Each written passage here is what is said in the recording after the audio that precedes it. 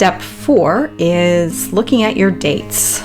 So here we have a column of dates, and you can see that the first section of the dates have the month, a hyphen the day, a hyphen and the year, whereas the rest of it has the year, a hyphen, a month, a hyphen, and the day.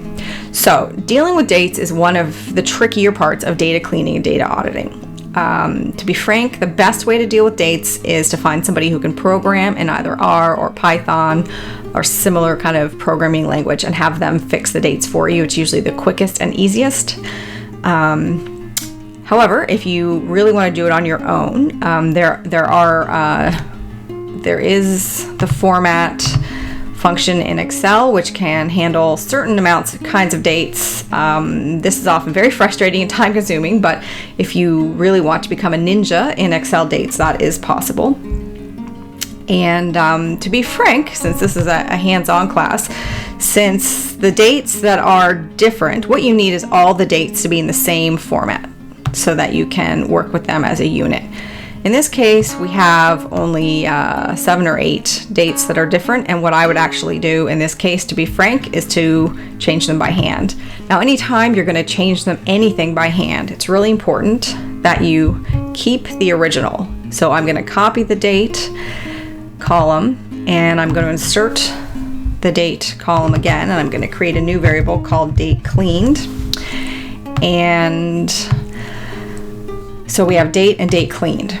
So if you mess up cleaning it by hand, you will be able to go back and fix it. And then I'm just going to take each of these dates and switch it around so that it is in the same order. Oops, here we go, 5/20. So, I see. So this is actually a formatting issue in Excel. This is not the way the dates have been entered.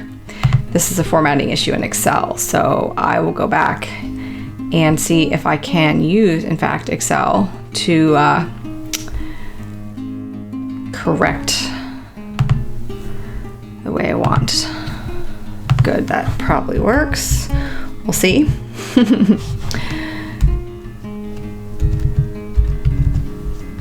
Great. So even then you can see that date cleaning takes some time and just takes trying different things, and it's always good to copy the column of dates into a new column so that as you're kind of trying different methods of getting your dates all to be the same format and the format that you want, you won't lose valuable information. So that is step 4. Step 5 is very important, figuring out how missing data is labeled. Now, we've already talked about this, the importance of missing data. And in order to understand the importance of missing data, you need to know what parts of your data is missing. So we're going to use the length of marriage here, this column here. And you can see that it is recorded in years and that there are some NAs in the length of marriage. However, the column right beside length of marriage is bride price. Yes or no. So a 1 is yes and a 2 is no in this case. And you can see right here when they have length of marriage labeled as NA, the bride price is 1, which means yes, and the bride price quantity is 1,500. So that means that this household is in fact married. So that NA means missing. It does not mean not applicable because it is applicable. There is a marriage.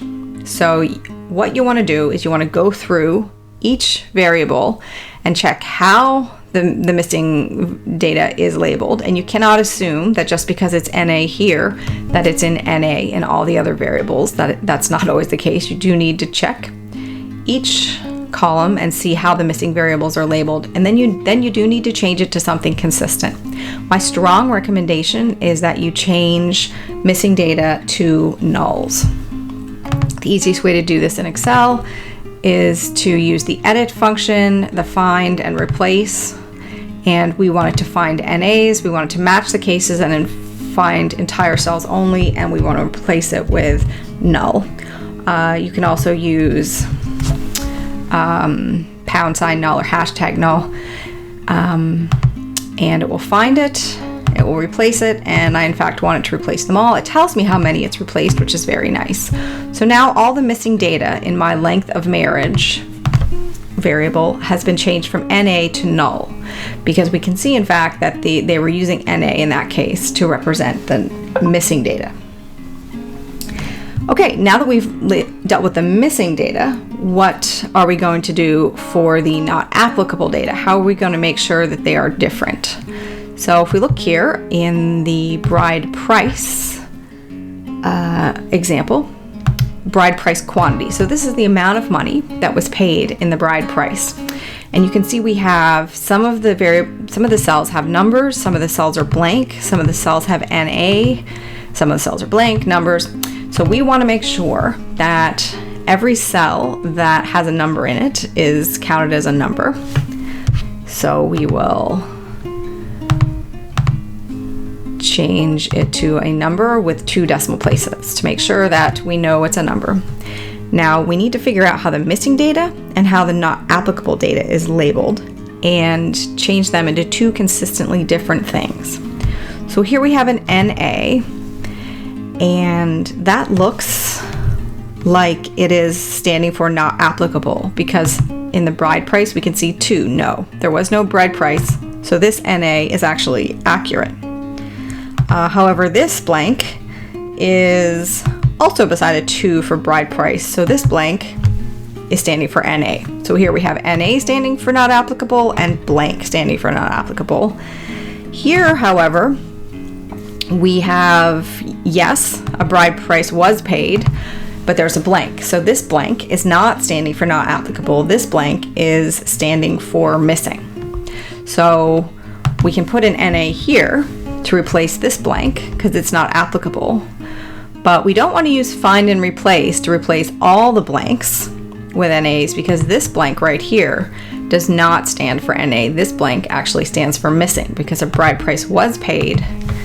This blank stands for missing. So again, there's a couple of options. You can find somebody who does some programming or do a little bit of fancy Excel calculation. However, this data set only has about 80 respondents, so it would not be a terrible idea to go through and do this by hand. In terms of reproducible research, it's a terrible idea to do by hand, but in terms of getting to know your data and understanding what is in each of these cells, doing it by hand can be very useful. So this 2 here this blank here is an NA because there's a 2 here. This blank here is also an NA. So you can see that most of these blanks are NAs, but most is not good enough in data analysis. You actually, because here's another blank beside a 1, this one's a null. So you need to go through each of your columns and figure out how missing data and how not applicable data is labeled, and develop a code that is consistent across the variable and across your data set. And my strong recommendation is use null for missing data and use NA for not applicable data. Okay, speaking of consistency, the next step is making sure that your string are spelled consistently. Now, strings, we mentioned, is a fancy way to say words. So make sure that the words are spelled consistently. Here in this column, we have the village that the person lives in. And we can see that these are names. And with almost any name, consistency of spelling is always an issue. So there's a couple of ways. You can either sort your data so that the sort by, yes, my list has headers, and I want to sort by the village, and I want to sort it alphabetically.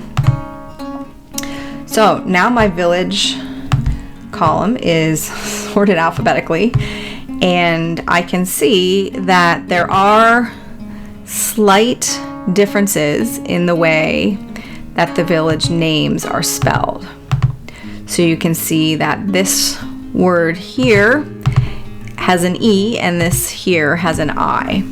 And my hunch is that that is the same village. Actually, I know for sure from working on the ground that that is the same village. But if you don't know for sure, you should check and find out what the correct spelling is and that they are all the same village. And then go back and again use the find and replace to change it all to the correct spelling. Another way, and if you don't want to sort, you can, it's very nice to use pivot tables in Excel. How you get exactly to your pivot tables depends on what version of Excel you have, but pivot tables is a very commonly used feature in Excel, which will summarize a column of data for you. There are lots of online tutorials, and we can see in the summary that, again, this, and this, and this, these 4 spellings of this village name look like they may be the same village. So step 1 is to realize that you have likely 4 different spellings for the same village. And step 2 is to figure out which is the right spelling. And then step 3 is to use the find and replace function in Excel to replace it with the one you want. This is not the only example. These 2 villages are also the same village, and these 2 villages are also the same village. These 2 villages are also the same village with one set of enumerators, simply adding on the word village. So you need to make sure that you collapse slight variations in spelling so that your rows and your tables and your analysis looks correct.